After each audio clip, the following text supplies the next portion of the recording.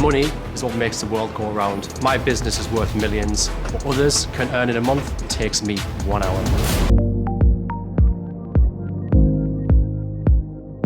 Welcome guys to the podcast today, and I have my regular co-host here, Dr Mani Mittal. Nice to meet you again.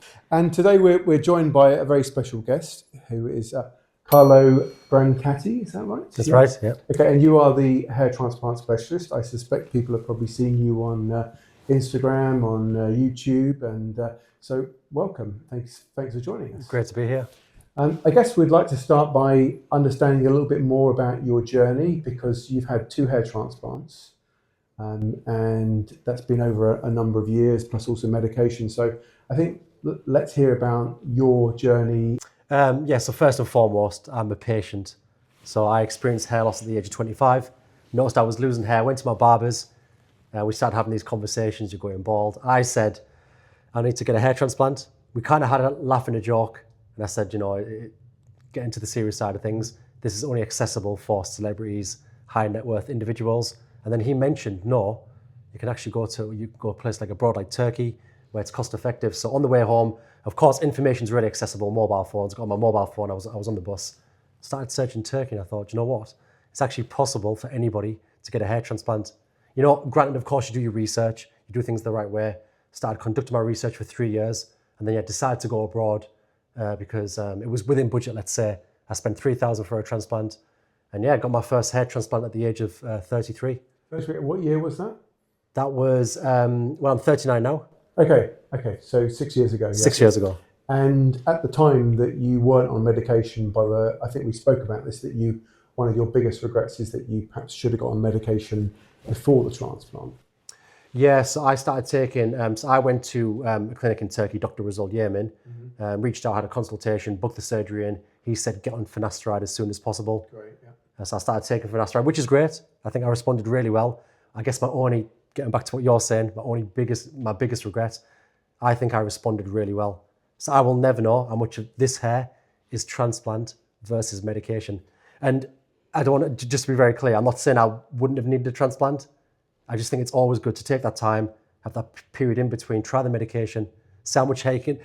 Best case scenario, you either fully grow back your hair, that's best case scenario, of course, or more likely you grow back your hair so much, then you require less work, you're a less complex case. Yeah, I think that by getting on medication and seeing the improvements is a great thing to do, because you may have ended up requiring fewer grafts, maybe just for the hairline, for example. But in terms of a hair transplant clinic, it's like the win-win situation, because you had a hair transplant at the same time as taking medication, so everything grew in at the same time. What medication were you actually taking, Carlo?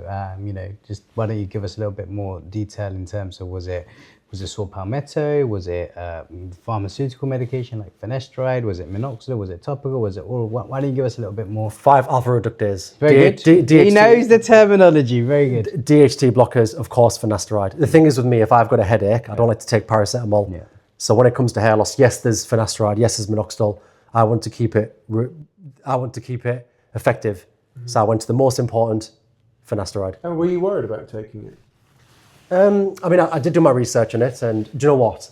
I tell a lie that I didn't do my research on finasteride enough, but knowing what I know now, 1% of patients, if you look at the research review studies, 2 to 4%, I think you've got to look at the benefits versus the risks involved. So, but is it good that you didn't do your research too much? Because I think that when people overanalyze these things, and they take medication, they end up feeling that maybe they are seeing side effects. In my experience, patients who just get on the medication because they think this is going to do me good, it's going to improve my hair, are the ones that don't have the issues. Analysis paralysis, as they say, right? Absolutely. I think sometimes ignorance is bliss. You said something really interesting about being on the medication and it maybe growing your hair back, or maybe not even knowing whether it's transplanted or the medication that's caused your hair to improve. Now, the way that I phrase it to my patients is your finasteride isn't going to grow your hair back. It's more of a stabilizer. Okay? Of course. So that's how I would frame it. For me, it's a case of hair loss is ongoing. You're lowering your DHT concentrations by taking the finasteride, 5-alpha reductase inhibitor, as you rightly coined it. It doesn't mean that hair loss is going to stop. it's just going to slow it down, and that's all we can hope to do.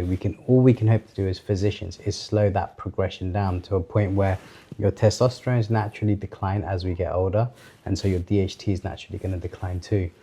But this is why I asked about the minoxidil, because now I've introduced it quite aggressively into my clinic, and I'm seeing patients actually see improvement on their native hairs that would otherwise be thin. So you're talking about reversal of miniaturization. I'm talking about pushing hair follicles into the anagen phase cycle, of course, which is what the oral minoxidil is going to do. So I'm finding now, using combination therapies, particularly orally, people are seeing far superior outcomes in terms of stability, but also just a little light layer of thickening. And that is all you need. As a hair transplant surgeon, if I've got a little bit of thickening, a little bit of pre-existing hair that I can work around, you're going to get a beautiful outcome. Great. And you switched also to oral minoxidil, or did you just start the two at the same time? I used Finasteride, 1 milligram for 5 years, and then slowly introduced oral minoxidil at 2.5 milligram. Okay. For the last year. For the last year, Yeah. okay. And do you think that has improved your hair a little bit? Do you think things have thickened up, or hard to say? It's difficult to say. One thing I will say, I noticed my hair was getting very thin and wispy in the shower. The reason why I jumped on oral minoxidil, because I'm not going to deny I did panic. So I noticed my hair getting thin and wispy. I was thinking, what's going on here? Is this in my head? Jumped on oral minoxidil. 3 months later, my hair was thick again. So I can only put that down. Of course, I haven't tested this scientifically, of course. I'm putting that down to the oral minoxidil. Yeah, but scientifically it also makes sense. I mean, it's impressive that you saw results so early. Normally 3 months is more microscopic. Yeah, macroscopic, so visual difference is normally 6 to 12 months is what I would typically say. I mean, but you've taken medication yourself, you know. 20 years. Yeah, so you know you're like the prime example. No side effects, better head of hair. Are you trying oral minoxidil? Are you on oral minoxidil? I've been on oral minoxidil for 4 years now. Amazing. Yeah. Any issues? No. Oh, fantastic. No. And same with you, right? Libido, an issue? It's got higher, right? Since taking finasteride. Right, okay. No, so because we're being Let's go for it. Be candid. candid, completely transparent here. I always say, I say this to the patients I speak to, my wood isn't as strong as it used to be. But you're older now as well. But I'm old. I'm not sure if this is a feature of age or the finasteride. Hard to say, no pun intended. I spoke to a patient a few months ago in Germany. He was in his 40s. He said, him too, his wood is not as strong as it used to be. He doesn't use finasteride, and his wood isn't as strong as it used to be. So again, is it a feature of age or the medication? Yeah, and it's normal. I think it's so difficult because I've been on it for 20 years, is that my life has gone through stages where work has been great, work has been stressful, life has been stressful, and that has a massive impact on your sleep, which then has a big impact on your libido as well. So I've gone through times where I felt, is finasteride having an effect on my libido? And possibly it has done, but I think a lot of it is circumstantial in terms of like my lifestyle and also what's been going on, in my world. So I think it's difficult. I'm 52 now, coming up 53. So for me, things are slowing down, as you would expect. I thought they were ramping up, David. If only that was true. And just to add to that, like I refuse to have sex if I've got no hair, so there you go. Well, it's funny. I speak to patients about this all the time. I speak to people who are worried about finasteride. And most men say to me, right, it's like, Manny, look, if I'm going to experience side effects, I'd rather not have hair. It's the opposite. It's like, if I can't perform in the bedroom, what's the point in having hair? Exactly. So I get it, and I get why people are scared. And this is why I think David said earlier, sometimes ignorance is bliss. The fact that you didn't do the research, the fact that you didn't get it into your head that you are going to experience said side effects. It could be anything, not just sexual side effects, mood, it can affect a bunch of things. People have reported gynecomastia from it. I just think that you should try it, but you should try it in a tapered and measured way, right? I think people should start off on a small dose. See how you get on with that small dose. Try it for a month, 2 months. Something is better than nothing.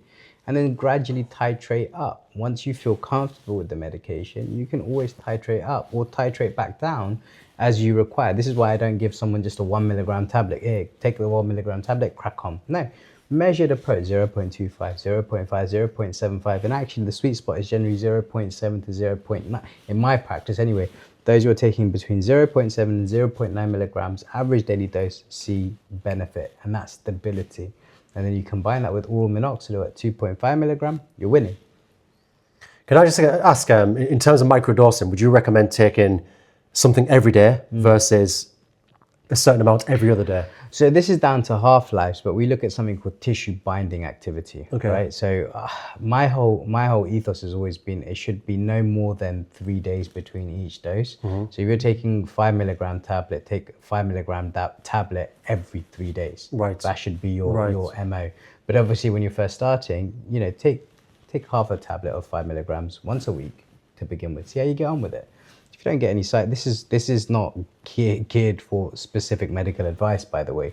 This is just a generic overview.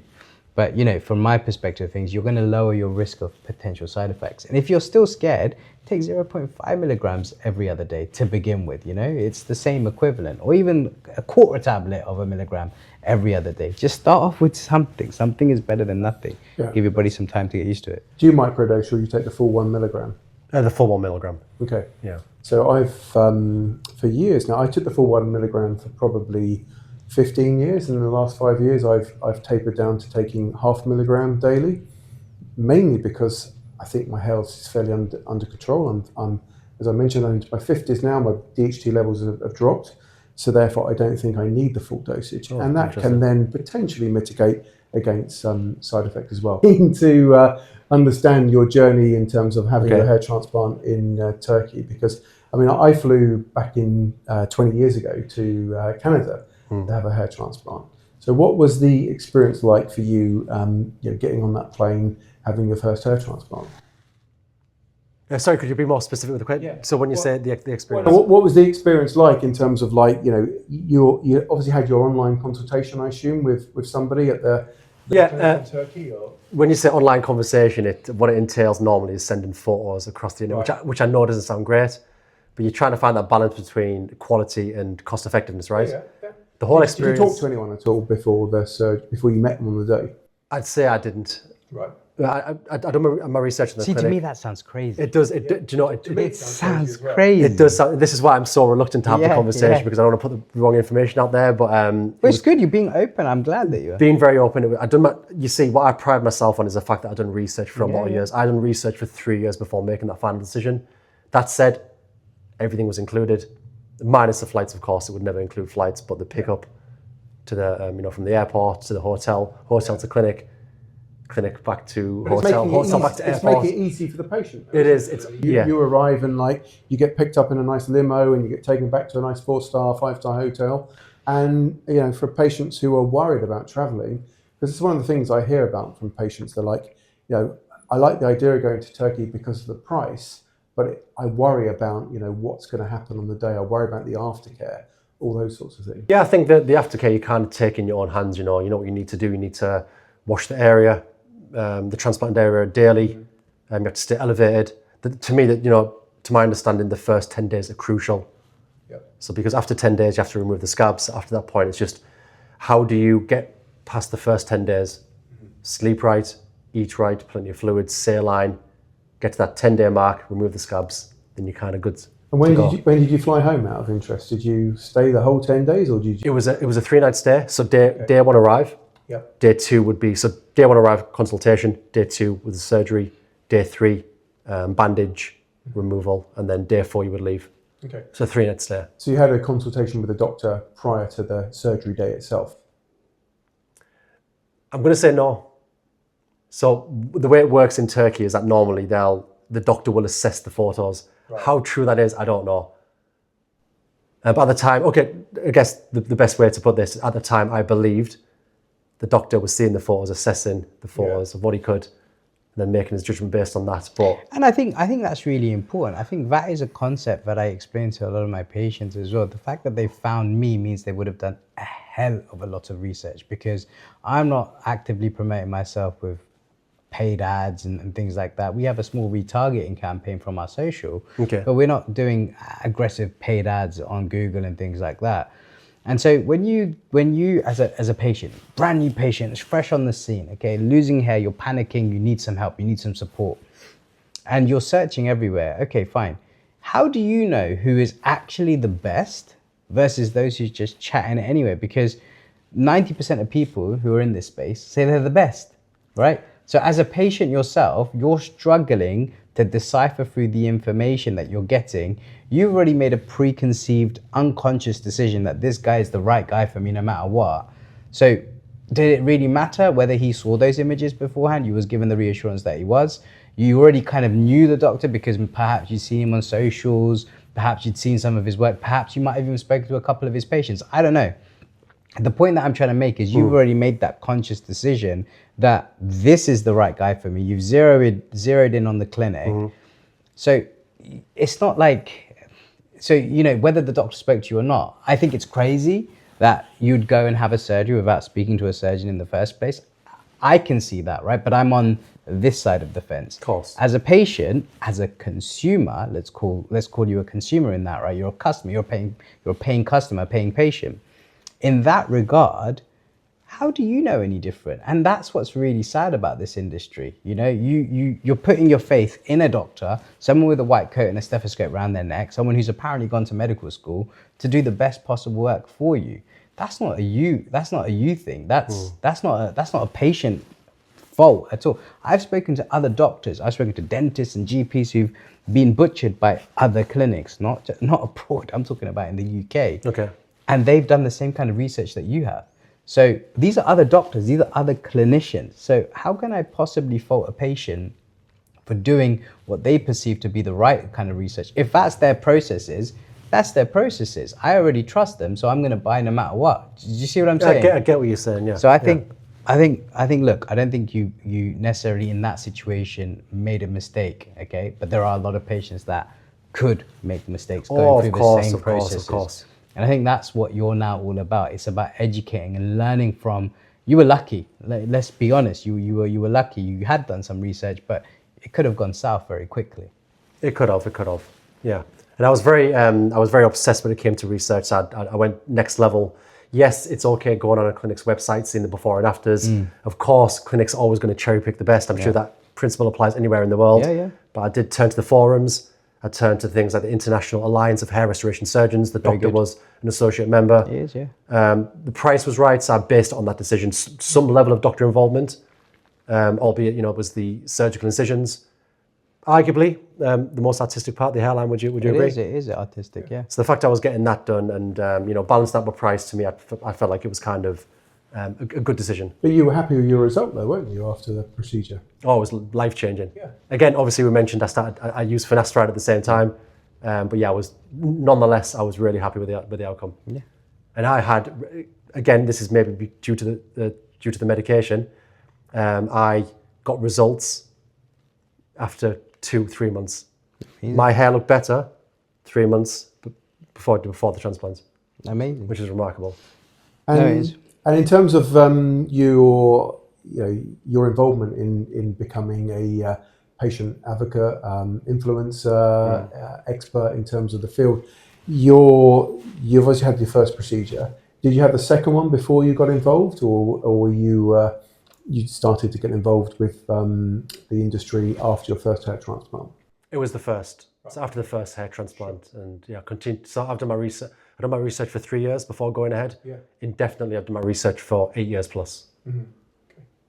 Well, this is what I find very interesting in this space at the moment.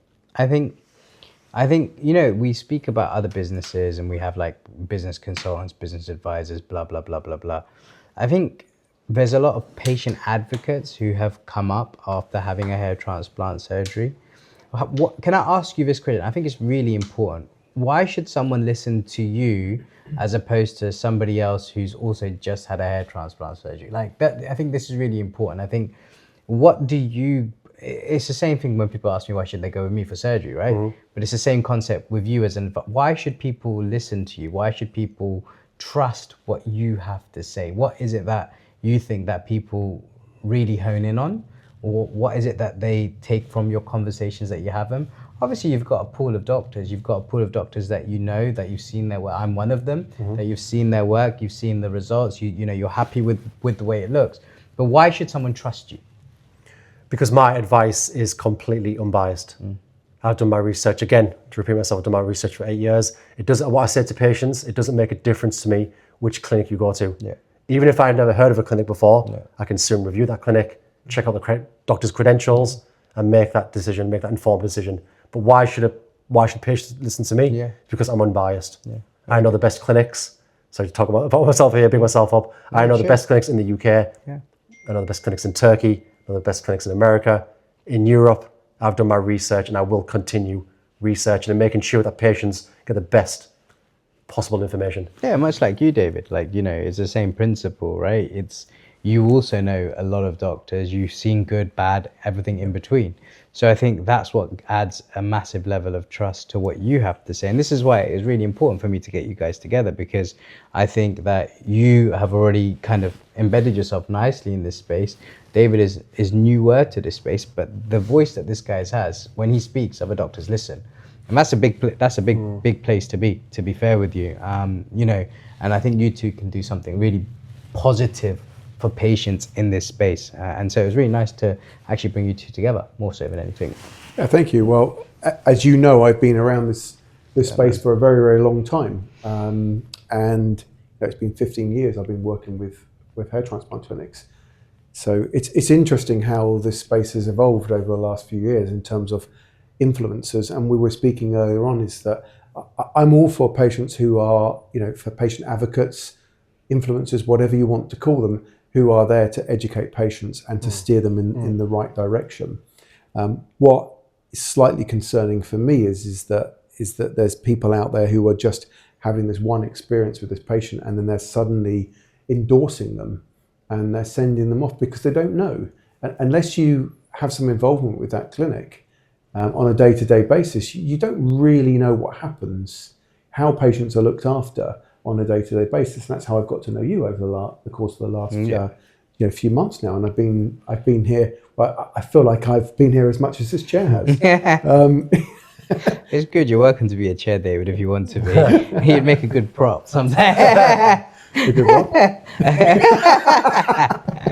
But yeah, so I feel like I've been here a lot, and that's what I look to be able to offer to patients. Is that like yourself, is an unbiased advice. Yes, of course, if they want to discuss, you know, your clinic, but if they want to discuss any other clinic as well, I'm able to do that. But, you know, rather than coming to me and saying to me, you know, what clinic should I go to? I think that's not my decision to make. I don't want to answer that question because ultimately you need to feel that you're on the same page as that clinic and that doctor. So when patients come to me, I'll give them my advice based on my experience, what they should look out for, what they should take into account when it comes to future loss. I had a hair transplant like 30 years ago. So I'm not just making decisions based on today. Yeah. I'm looking at about the long-term picture. So when patients say to me, you know, it's all about the hairline, I'm more about, well, actually, you know, you need to think about the future. You need to think about what you're going to feel about your hair when you're 50.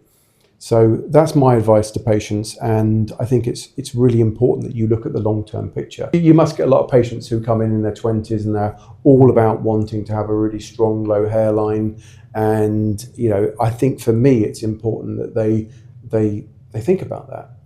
That they don't just rush in to make their quick decision. Yeah. I always say like a transplant should always be a last resort, and the doctors that I associate with, like Dr Mani Mittal here, is that these doctors are completely ethical. These doctors, if you're not a suitable candidate, they will say no. I always say trust a clinic who says no over who says yes, because if they're saying yes, it might be they're trying to make some money. If they're saying no, you can trust these doctors. The doctors I like to associate to and gravitate towards are the doctors who are ethical. Yeah, absolutely. And how did you feel after your first hair transplant? Because I think that's really a good discussion, because obviously looking at your pictures, you were losing hair all the way through the top of your scalp, and you had the procedure. I mean, how did it change your life? I mean, were you open about things? Did you tell your friends? Did you tell your family? Yeah, I always think, because people, I think there's still some level of stigma attached to hair transplants for men. I'm not sure why. Always just have that conversation with someone close by, be it a best friend, I told my friend, he's called Tom, I said to him, oh, look, I'm thinking of getting a transplant. At first there was a bit of kind of objection, if that's the right word, but then when he looked into it, he's like, oh yeah, these things actually work, right? So I always say, have that conversation with a best friend, with a family member. And you know, when I told my mum, she was like, yeah, do you know, if you want to do it, do it. And you just get that confidence instilled. And I think, yeah, no looking back. It's changed my life only for the good. And the second hair transplant, what brought about that? Was there things that you wanted to change from the result of the first one? I want to add more density on the hairline and crown. And I kind of feel like my hair loss did progress somewhat. So I did want to rectify that. I think with the way I look at your journey, I think it's really quite cool that you knew about the International Alliance of Hair Restoration Surgeons even back then. Now it's becoming a little bit more mainstream, right? Yeah. The American Hair Loss Association, I think Spencer Coburn, you know, kudos to that man. He does big work, huge work for a lot of unknowing consumers. And his whole thing has always been surgery should be a last resort. Carlo, I watched you on The Apprentice. It was good. Yeah, you were great. And I love The Apprentice. And so from my point of view, I was watching it. I was like, there's a guy who's involved in hair transplants on there. Yeah. I was really excited. And I was like, okay, this guy, he must win. So just tell us a little bit about that experience, because that's unique in terms of what you've been for. Was that last year or was it the year before now? It was recorded last year, but it was aired this year. Oh, was it? So in January, yeah. It was January, yeah. Okay, so it's the most recent series. But how did that all come about? It was surreal. So my mum said, you know, the Apprentice applications are open. I went online. The thing is, for me, I'm quite dedicated to certain things. So when I seen the application process, I broke it down in stages. I thought, you know, I'm just going to say something that's going to get their attention. Went through each stage without sounding like I'm being totally egocentric here. I kind of knew I was going to get on the show. I mean, yeah, I obviously didn't perform too well on the show itself, but I just thought I'm going to get through each. It's how you convince people. I had a good kind of business model, I believe. It was interesting. It was something. Yeah, what is the business different model? Yeah. Yeah, so it was hair transplants. So essentially, it was the way I like to frame it is like an online comparison website, because I'm a patient myself. You know, how does one make sense of all the information out there? You put your details into this platform. It would, I guess, match you up with the best doctors out there. Because I understand, you know, being a patient myself, I understand those challenges, and that's what it was based around. I can imagine Alan Sugar with, you know, getting involved in the hair transplant industry. That would have been great. Well, he needs one himself, though. Could have been your first patient. Yeah. Great endorsement. He's like 70s. I think he does all right for 70s. He right? does. He's a smart man as well, to be fair. Yeah, very much so. Yeah, I just think to have the Sugar and Brancati, it's my surname, brand behind something hair transplant, something that's growing, something that's really, you know, popular amongst men, and stigma. We're trying to reduce that stigma. I think it would have been, again, without sounding egocentric here, I think it would have been the best business the Apprentice have ever seen. But, you know. But did you ever think, have you taken that on? Because I know that you obviously consult with patients. So you're talking to patients and you're sharing your experience about your journey, which I think is really important. It's funny, we were talking about other people in this field in terms of what me and you perceived it to do, but most of them have had a number of surgeries. Yeah, I think a lot of people have had a number of surgeries, and that's what makes them feel that they become experts. But I think at the end of the day, it's about understanding what a surgery actually involves. And we're going to talk about this concept as a massive, massive issue at the moment. And I like the message that you sent to me before we had this podcast, which was like, Manny, I want to talk about the black market. Yeah, and I think that's really important. And again, it comes down to patient education. What is the black market? What do you understand by the black market? So my understanding of black market is where so of course we've got three parts of the hair transplant. We've got the surgical incisions, the excisions, or the extraction, should I say. That's where the grafts are taken from the back of the head. And then the placement of the grafts. So black market is where, so if you look at the BARS guidelines, the British Association of Hair Restoration Surgery, their guidelines stipulate that all the surgical parts, the incisions, the small holes, the extractions, should be performed by a doctor. Now, sorry, just to get to the point, so my interpretation of black market is where technicians, so these are not doctors, are performing the extractions. Yeah, it's exactly what the black market is about when you're talking about it with regards to BARS guidelines, yeah. Yeah, and I think that's the important concept to just hone in on here, is as a UK registered facility, which is what I am, and a UK operating surgeon, the GMC make their position quite clear on this, and this is where BARS have got their guidelines from, that it should be the doctor that extracts the grafts. It should be the doctor who makes any surgical cut into the head.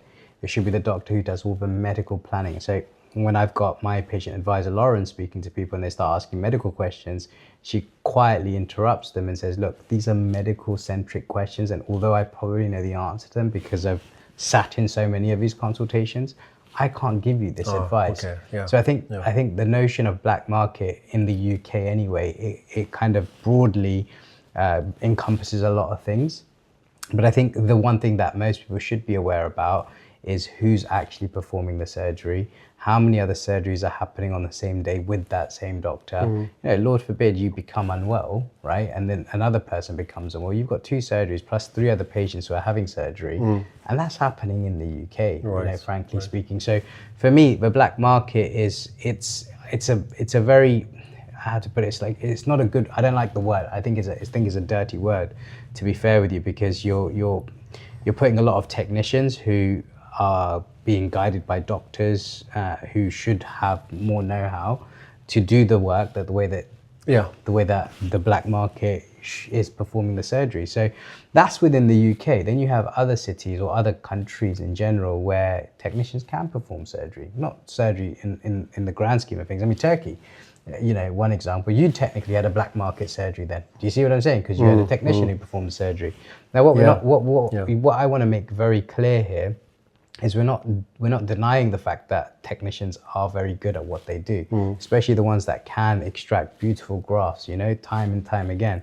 I think what we're trying to say is that there's ethics involved in it. Should a doctor really be performing surgery who can't extract their own grafts? Let's say I had a technician, my lead technician who punches all my grafts for me. She falls sick. Who's now you're the patient coming in the next day. She falls sick. And you can't do it yourself. And you can't do it yourself. But what if she has a panic attack in the middle of surgery? What if she has anything could happen, right, in the surgery? Yeah. And this is where I think it's really important that a surgeon, a good, high-quality surgeon, should be able to do every single step of the process as good as, if not better than, the team that are around him, because that is the level of accountability. Of course. So, you know, surgeons should be able to extract, surgeons should be able to do incision, surgeons should be able to implant, whichever way. Could be using forceps, could be using keep, could be using implant depends, whatever it is, it doesn't really make a difference. And also be able to use microscopes and dissect grafts, because anything can happen. And I've seen it in my practice. You know, I've had staff fall sick. Sometimes I'm left with one other technician and myself. Fine, okay, cool. It's going to be a long day. It is what it is. You know, patients actually appreciate it because it's a different level of service. I am implanting every single graft as opposed to my usual 10%. Do you see what I'm saying? So I think that's what really matters. I think that's the difference between really average surgeons and really great surgeons, and then also the black market as a whole. You know, it should be doctor-led, not salesperson-led. The other thing also, you talk about salesperson-led, is that I know that you're very big on this in terms, it's very important to you as a doctor, is that your team of non-medical people are not making recommendations when it comes to number of grafts for a patient. So, well, they give an idea. You give an idea, right? Oh, it's frontal 1/3. Oh, you might need 2,200. A doctor will tell you accordingly after seeing you. They need to have a consultation with you. 100%. To be able to make that assessment. Yeah. And we're always very frank as well. You know, I always tell my team, you know, be honest with patients. Give them a ballpark of how much it's going to cost them. I think it's important. Because, I think it's really important. Because otherwise, you know, for patients who are looking around, and if they are price conscious, they need to know roughly what it's likely to cost them before they move ahead with a consultation with you. Yeah, and so this is the thing that we're talking about black market and things like this. I get asked by a lot of doctors who, because you're well known in this space now, right? And I think obviously in conversation, my name has come up, and I've had people from Manchester, other doctors saying, "Oh yeah, Carlo mentioned that he's spoken with you, he's worked with you, Then one of the surgeons actually asked me a question, but you know, he referred Harris to this black market clinic. Now, let's dig in a little bit about that, because I think a lot of mud has been thrown at you because of that. But I think that was a time in the past, and sometimes people don't always know what they're doing in this space. And this is why, you know, the first question I asked you was about what makes people want to trust you at this moment in time. Why don't you tell us a little bit about that story and how it got onto it? Obviously, Harris has had a repair surgery now. Why don't you tell us a little bit about that kind of thing? What actually happened there? Yeah, first and foremost, me and Harris is a great guy. A great guy. We're friends, we speak frequently. Obviously, I'm very sorry for what happened. The situation was I went to a particular clinic, as I mentioned, Dr. Rizal Yemen. They had a certain team who then formed their own clinic. They give me reassurances that we're a quality clinic. Don't go to other clinics where these guys can butcher you. I had full confidence. Again, this doesn't justify anything. It's my mission when I speak to patients that they get the best outcome possible. With Harris, he went to a certain place, had a certain budget. That's not putting anything on Harris. He went to a team who I thought were competent. Obviously, he didn't get the outcome that he wanted. Immediately, I will never, I don't associate with this clinic anymore. I wouldn't recommend people to go there. I guess it's a shame that, I only learned from an expensive Harris's outcome. But again, it's one of those things. I'm glad now that he's in a position where he's went to Dr. Baysa, very good doctor in Turkey, very ethical doctor. And I'm really confident he's going to get the result that he wants. Yeah, but again, I can only base my decisions on information that I know. And at the time, it was to my understanding that this was a confident clinic. Of course, not the case. I do not associate with this clinic anymore. But I think you've changed a lot since then as well, right? Back then, frankly speaking, you didn't know anyone in the industry. You knew what you knew. You'd done your research and, you thought, okay, these are the guys who perform my surgery. So let me send Harris there. Look at my result. My result's amazing, yeah? So my question to you at that point would be, though, why did he go to this third party and why didn't he go to Rasul Yaman when that was the guy who did your first surgery? That's actually a very good question. Why didn't he go to Dr. Rizal Yemen? I guess to me, I felt like he was getting that Dr. Rizal Yemen quality, maybe a fraction of the cost. It should never be based on cost, by the way. It should always be based on quality. I guess it was to my understanding that he was getting the similar standard of Dr. Rizal Yemen at the price that matched his requirements. Which obviously wasn't the case. Yeah, it makes sense. I mean, look, it is bygones be bygones, and it's such a sad thing that obviously Harris had to go through what he went through. Young guy, very good-looking guy, and obviously means well. I think he's contacted all of us individually at some point. I've had a lot of contact with Harris over the last few months, and so wish him all the best. And I've been trying to help him as much as I possibly can, and I think he's on that right road. And I think he's. He may need another procedure to fix the hairline, but I definitely think he's on that right track now. He's got a plan in place. But I think also, it boils back to what we said earlier, right? It's like you're a young guy, you're early 20s, your hair is thinning, it's panic. It's like, oh, panic. And it's one of them ones where, okay, I've got an option here at whatever, I don't know, $1 grand, $2 grand, £700 in some case. I spoke to a patient who went to India who had a hair transplant for £700. And to be fair with you, I looked at it and I thought, this isn't bad work. Really, I thought, but it was all performed by technicians. Stuck in the drawer, isn't it? And he said that himself. He's like, I got very, very lucky, the results seem good. And he showed me the post-op work. And I was like, some surgeon in the UK would be envious of this quality of work. So I think, look, again, what I'm saying is that I'm not saying that technicians aren't good at what they do. They are very good at what they do. They've been trained, so someone got 20, 30, 40 years experience, more experience than me.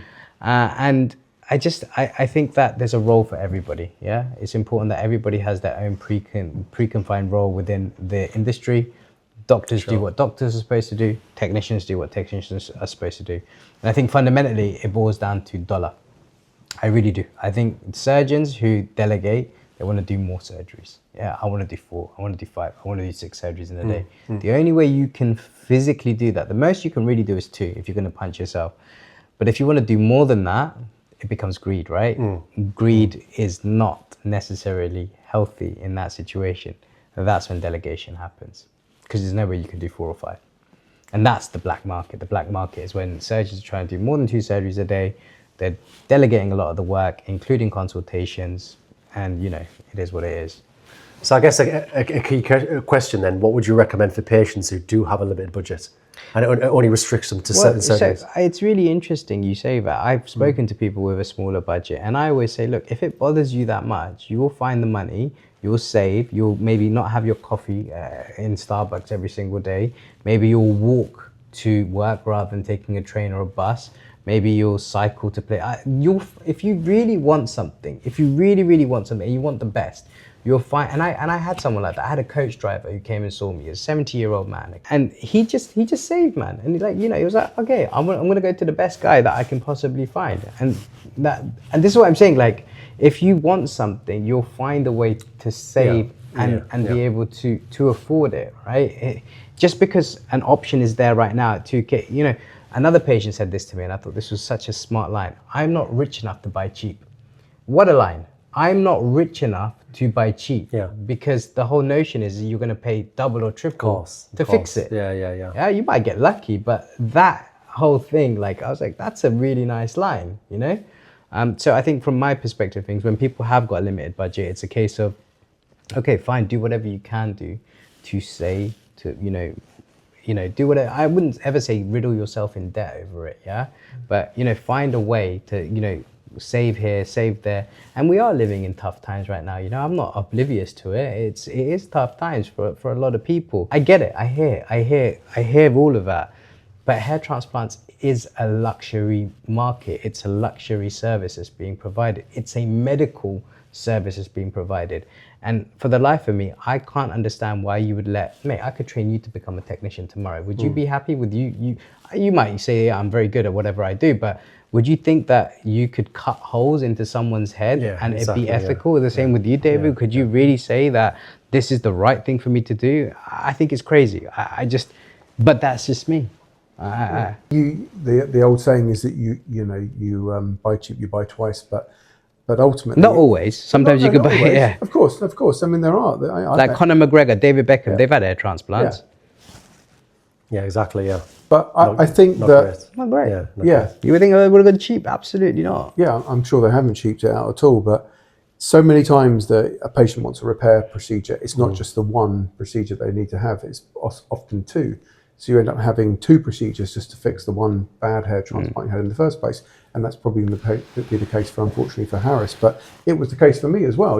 I had 3 procedures done in the 90s. Same thing. The same rules apply. And I've ended up having 8 hair transplants.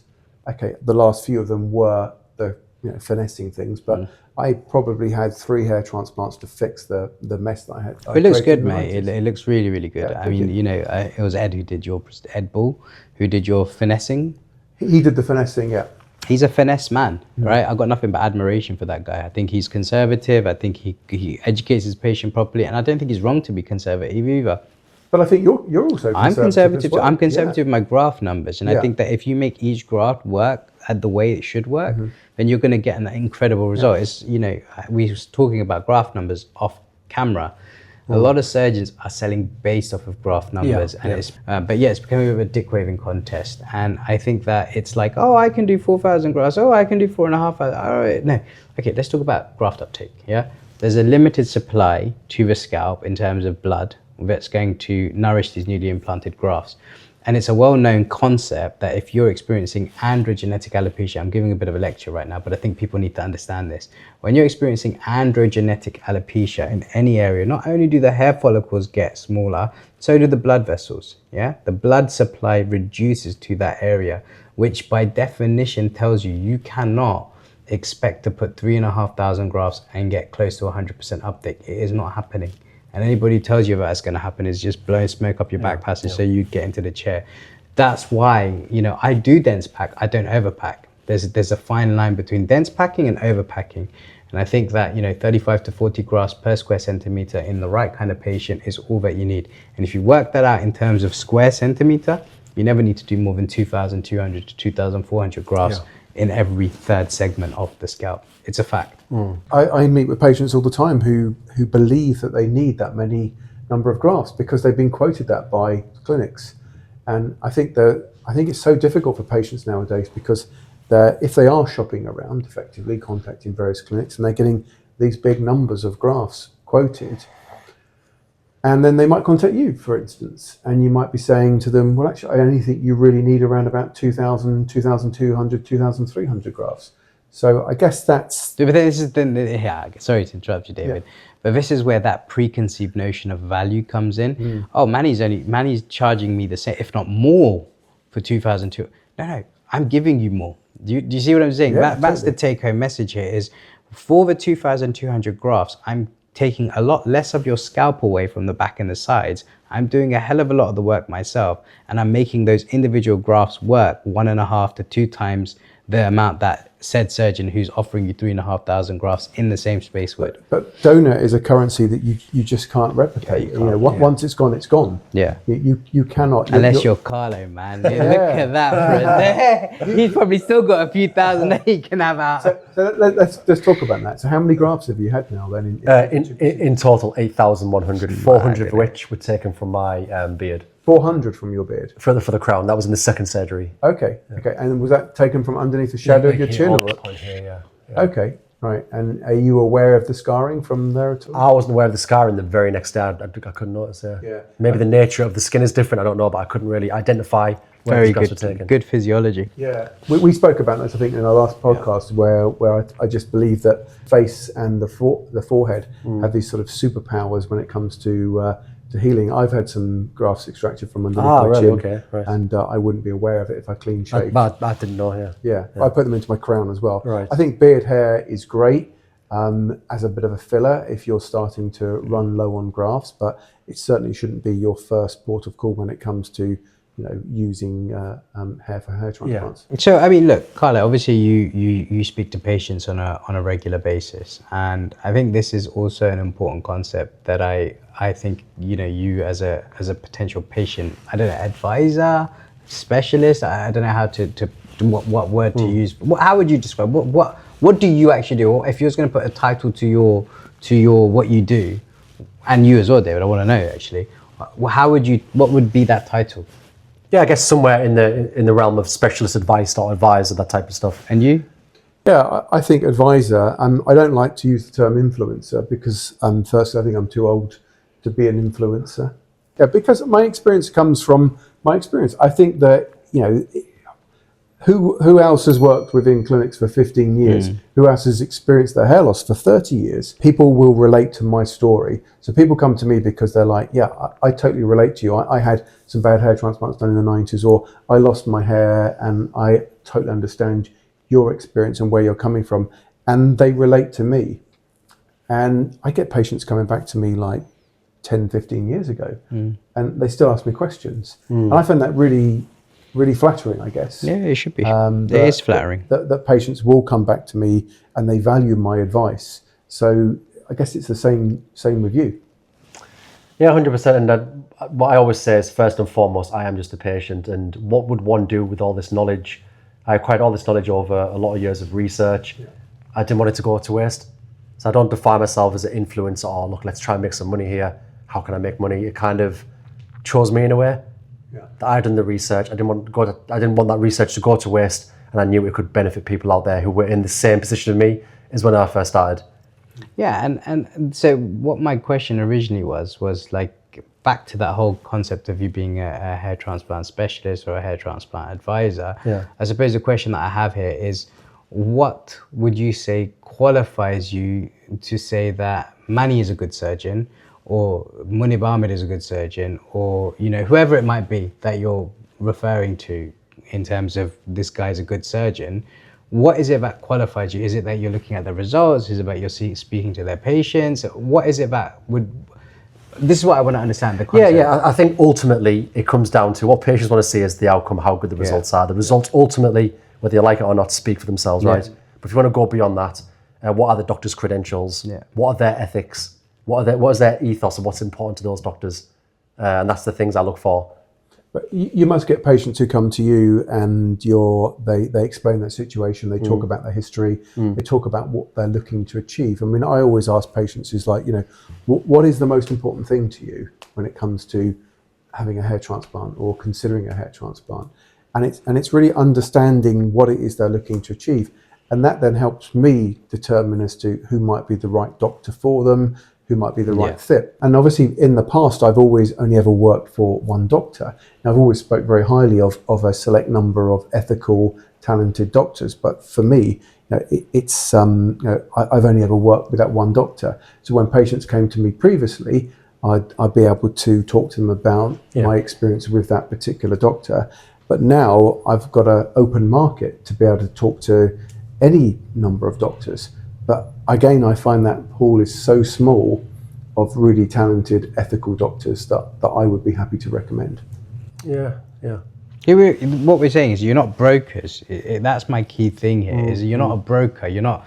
When you say like, so you've got mortgage advisors. I haven't got a panel of lenders. You haven't got exactly, yeah. and that's my point here. Is that you don't have a predefined pool that I have to lend to this one or I have to lend to. It's the same principle of I don't have a predefined lending criteria. I'm telling you what I know, and based off of what your requirements are, based off of what your needs are, based off of what your budget is actually, these are the kind of doctors, and speak to all of them, these are the kind of doctors that I recommend. The first place that you should always look is the IAHRS, the same thing you did. This is my list, they are on the IAHRS, and this is why I recommend them, if that's, because that was part of your research criteria, right? It was like, I need to choose and pick doctors from the IAH. Why did you look at the IAH? It was just that, it was you've got the IAHRS, the ISHRS, the American Board of Hair Restoration Surgery, FUE Europe, the World FUE Institute. So I looked at them all basically.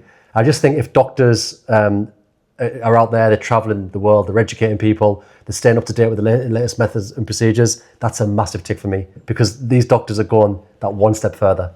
Yeah, but I think what these lists have done in terms of like Spencer Coburn in particular, he's qualified. He's done the hard work for us. So that with with a good deal of certainty that if you recommend a doctor who's part of that list, that you're fairly confident they're going to have a good outcome. And I understand why you do, but why do you charge for your consultations? Why do you charge for a video consult? I mean, you probably had to toy with the same idea. Why, people are probably going to start asking, you're not a doctor, but I understand it as well. You're giving up your time. And if you're so well known now that everybody wants to ask you questions, well, actually that comes at a cost. My time is valuable, your time is valuable. Indeed. And you put out loads of free content anyway. I mean, at the end of the day, it's a free market, and I just kind of feel like, this kind of separates patients who are serious and not serious about the transplant. I mean, I've done the whole free consultations before. I've had people say, I had one guy, believe it or not, he said, what are the best doctors here, best doctors there, best doctors in this country? And at the end, he said, thanks for the information. I'm going to start a platform. He was an American guy. He's going to take it to Silicon Valley, and he was working on the platform. And then, at the end of the call, I said, yeah, best of luck.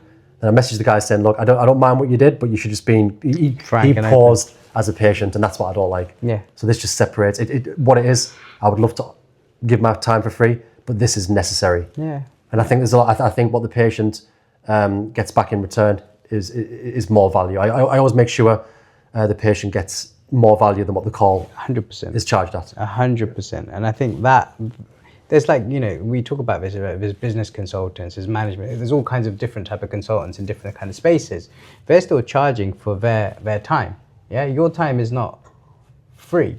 Yeah. Yeah, and I don't want to go back on the negatives. Obviously we spoke about Harris, right? But minus Harris, and again, sorry about the whole situation with Harris. I hold my hands up for that. Every other patient I've only guided to the best clinics in the world, and they've all had my feedback on my Google is, it's not many reviews, but it is 100% feedback. And the patients I speak to, they love what they get from me, basically. Yeah, and I think that you've got a lot to lose as well, right? Because this is your thing, yeah? This is your baby.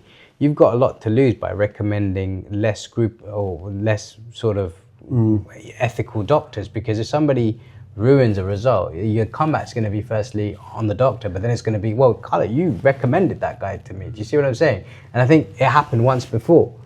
Yeah, and it's a huge learning experience, right? That's all we can do as human beings. All we can do is reflect on our mistakes. Okay, fine. It was done in good faith, but it wasn't like, it's not like you was just trying to make some money off of it. It was done in good faith. It was like, I sent you to a team that I thought was reputable. They did my work. I got a good result from it. And that's called the lay referral system. The lay referral system is David goes and gets his ears pulled back or something like that. Oh, mate, your ears look great. Fantastic. I now want to go and get my ears done. Okay, I'm going to go and see the same surgeon. I don't know anything about this space, right? As a lay person. This is what we call the lay referral system. So that's what you've kind of done. And now, obviously, you are who you are now, and people are now coming out of the work and saying, Carlo, what are you doing, man? Yeah, and just to add to this, I don't say this in defence, but multiple clinics reach out to me on a monthly basis. No doubt. To say, will you please send us referrals? And I don't work that way, unfortunately. No I doubt. can show you messages on my phone where clinics have said, Hey, you've shown me. let's work together. I don't work that way. I'm sure there's numerous clinics in Turkey that reach out to you all the time. And in say the to you, UK. You showed me in the UK. Yeah, there's a very specific reason why I'm sat here with the likes of Dr. Mani Mittal. Yeah, you know, you're Because very I've kind. done my research and this guy is incredible. So. I mean, you've spoken to patients. I remember I spoke to one guy in Morecambe, and he had a surgery with me. But you recommended 3 or 4 different surgeons. We just got a vibe off each other, right? And he was like, yeah, Carlo. Frankly, he was honest with me. He was like, Manny, I'll be honest with you. Carlo recommended 3 or 4 other surgeons, but I got the best vibe off you. Really, I truly did, and that's why he ended up booking. So, and this is what I want to make clear.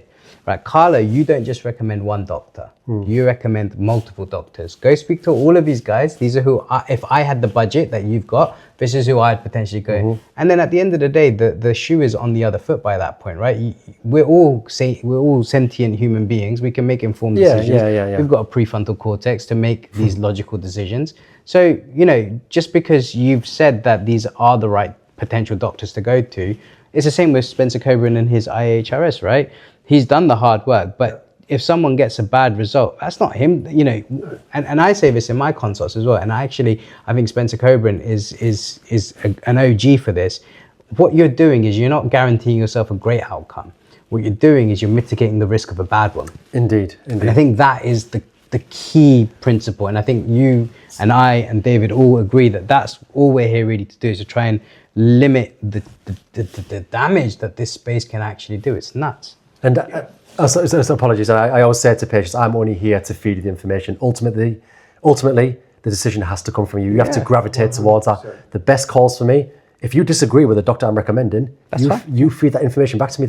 I can then pass it on to other doctors. But the best calls for me is where I said, this is one of the best surgeons out there in the UK, sat right next to me. And then the patient comes back and says, I fully agree. And then where we are both aligned, and that is the best call for me, where the patient takes ownership of their own decision-making process. Exactly, but you're not there to spoon feed them. I say to patients, I'm not here to spoon feed you the advice about which doctor you should choose. Yeah. It has to come down to you. I can give you a list of good doctors that you should have a consultation with. Like you mentioned a doctor that I'd previously worked with, who you've got no affiliation with at all. But you mention him because he's a great doctor in the UK. And I've recommended it. Exactly. With zero benefits. Exactly, with zero benefit to you. And that's the mark of somebody who's got the patient's best interest at heart. And I think that's great. And I think that's what people should be doing in this space. The space that you guys are in, it should be a case of, look, these are definitely the best doctors in the UK, in Europe, in the world.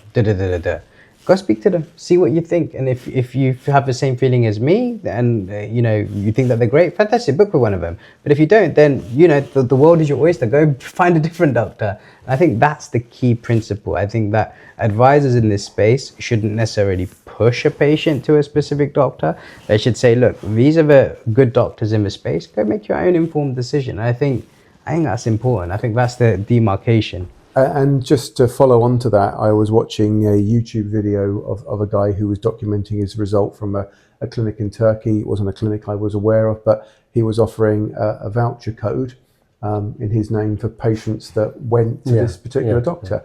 And he was only he was 12 weeks out after surgery. This is where I have a problem with this type of thing, because he doesn't even know the results of his own procedure, let alone sending patients to like lambs to the slaughter type of thing. No, I hear you. I do. It's been a great conversation, lads. Yeah, Been fantastic. Yeah, I think it's been a great conversation. It's been a great conversation. Pleasure. It's been really a good to see conversation. you. Thanks for having me. Nice to meet you. Appreciate it. No, pleasure. Thanks for coming down.